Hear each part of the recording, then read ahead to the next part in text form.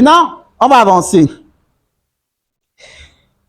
Maintenant, parlons du proforma invoice. Comme je vous ai expliqué également, le proforma invoice sert cet élément-là. C'est cet avantage dans la négociation qui vous permet de dire au fournisseur que actuellement, si je vais payer 30%, après que tu aies manufacturé le produit et avant que tu n'envoies ça chez mon transitaire, parce que lui également, il ne peut pas laisser le produit sortir sans que vous n'ayez finalisé le paiement. Avant que tu n'envoies cela chez mon transitaire, je vais finaliser. Ça peut être intéressant dans la mesure où peut-être vous voulez passer une commande, mais actuellement, vous n'avez pas encore les fonds au total sur vous. Vous avez peut-être 30% ou 50% des fonds. Vous avancez d'abord, vu que ça va prendre du temps. Les 4 jours qui vont suivre, peut-être vous avez une garantie de fonds, ou bien vous allez travailler ces fonds-là, on ne sait jamais. Vous travaillez les fonds et vous payez le reste. Vous voyez un peu? Oui, donc c'est très pratique. Mais maintenant, le problème, j'aime souvent expliquer aux gens, c'est que ne demandez pas cela à tous les coups. Vous ne pouvez pas faire un achat de 100 €, vous demandez le PI. Là, c'est dit au client, au fournisseur que vous vous méfiez de lui. Oui. Et même lorsque vous demandez le PI, vous avez vu, quand moi je demandais le PI, je lui ai fait comprendre que je fais les achats pour un particulier, donc pour une entreprise. Et j'avais besoin, parce que je n'ai pas encore tous les fonds, j'avais besoin de ça pour... Donc ne le faites pas. Faites-le pour des achats qui sont déjà à partir de 1 000 $ en montant.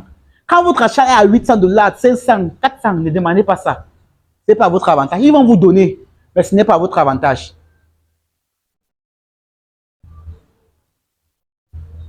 C'est ça le PI. Donc, je vais rapidement, on va revoir comment est-ce que j'ai fait pour demander le PI à cette dame.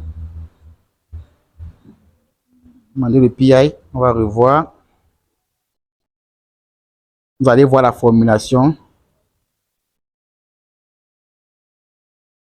Et il dit, OK, I am not seeing any contract.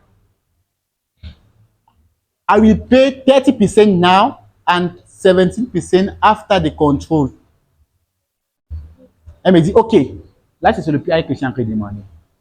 Donc je fais un paiement en tranche. Elle me dit, OK, quand c'est possible. Après, elle reformule. Elle dit 30% dépôt, donc je dépose 30% maintenant et 70% avant qu'elle n'envoie le colis dehors. Elle a pris la peine de mentionner cela. Parce que comme je vous ai dit, c'est notre conversation. S'il y a un problème, c'est ça qui va tout dire à Alibaba.